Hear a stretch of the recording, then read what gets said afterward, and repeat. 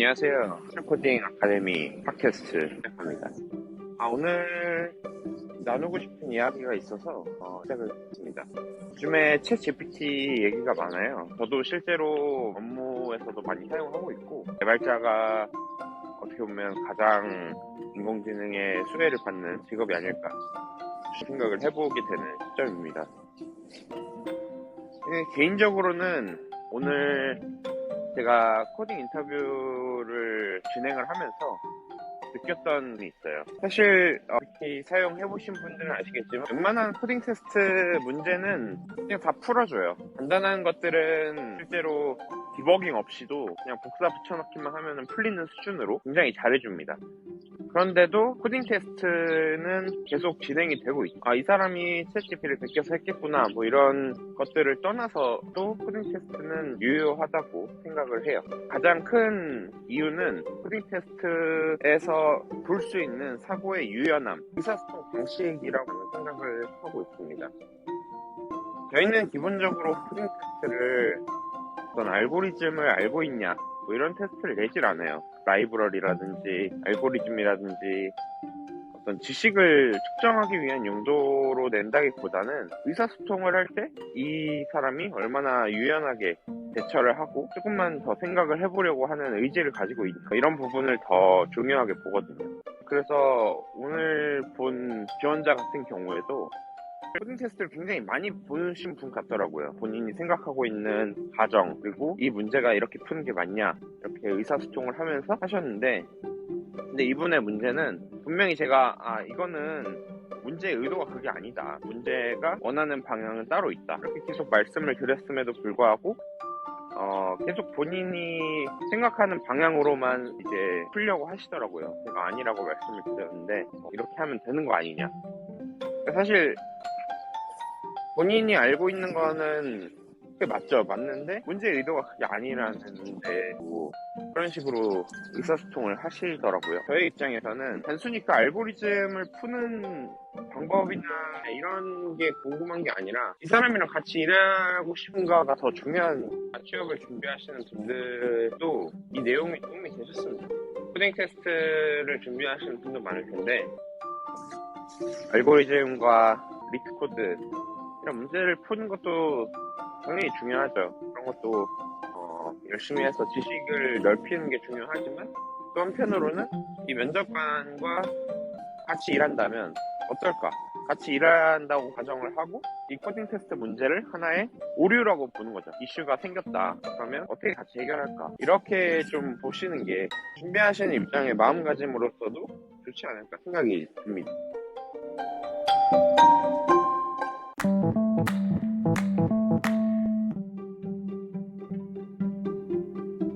특히 이제 초기 스타트업에서 일을 할 때 가지고 있을 수 있는 그런 마음가짐에 대해서도 좀 얘기를 해보고 싶어요.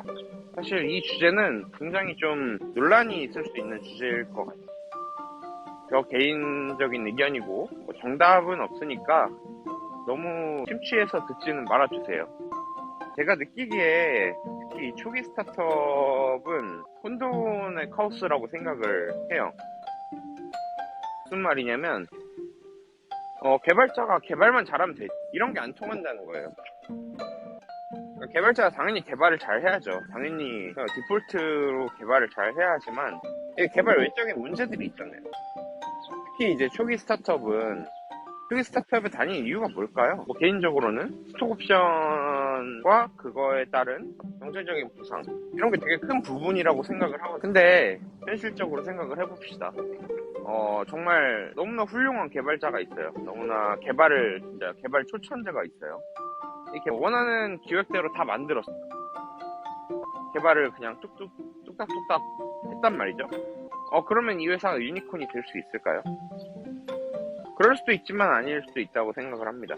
저는 개인적으로는 기술이 스타트업의 성공에 차지하는 비중은 20% 정도라고 생각해요. 자원이 굉장히 부족하고 시간이 부족한, 돈도 부족한 이런 스타트업은 개발자가 개발만 한다는 건 사치라는 거죠. 앱이나 웹 서비스를 만들어서 제공을 하려고 하는 그런 스타트업에서 개발자가 개발만 한다. 이거는 사치라는 거죠. 그러면 개발 말고 뭘 해야 되는데? 라는 걸 생각을 해봅시다. 제일 기본적으로는 QA 같은 게 될 수 있겠죠. 근데 이제 QA도 개발의 영역이라고 칩시다. 그러면, 아이디어를 내는 거죠.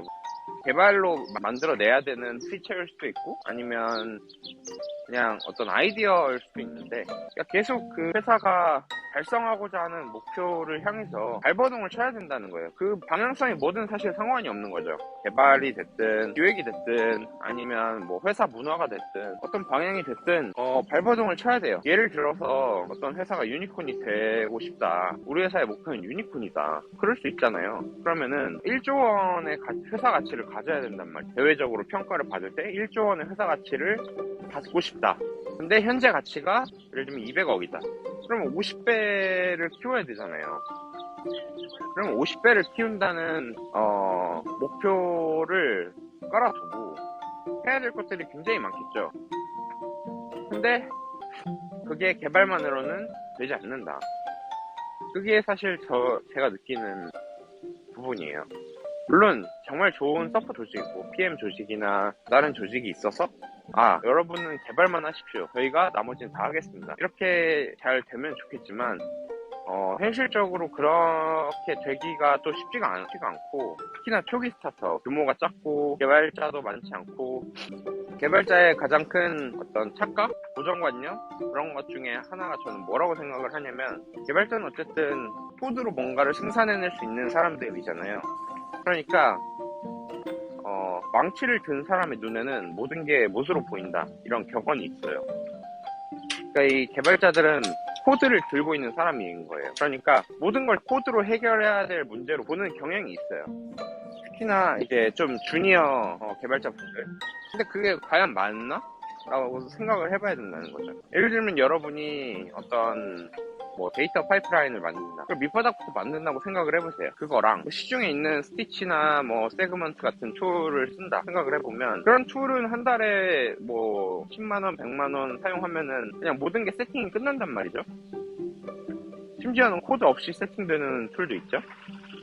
근데 여러분의 인건비는 아무리 못해도 한 달에 200만원씩은 나간단 말이죠. 그럼 여러분이 한 달을 투자해서 그렇게 만들고 유지보수를 하는 게 낫냐, 아니면 외부 툴을 그냥 쓰는 게 낫냐.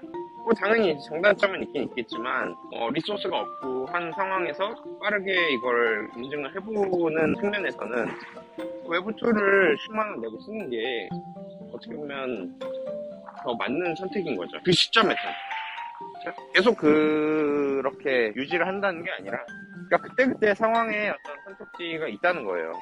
그리고 그 선택지들의 중에 답이 항상 코드로만 해결해야 된다는 건 아니라는 거고, 이 인공지능의 시대에 초기 스타트업들이 굉장히 많이 생겨나는 시기가 될 것, 이런 마음가짐을 한번 얘기를 해보고 싶었습니다. 다음 시간에 스타트업의 보상 체계라든지 스톡 옵션 이런 부분에 대해서도 한번 다뤄보도록 하겠습니다. 오늘도 들어주셔서 감사합니다.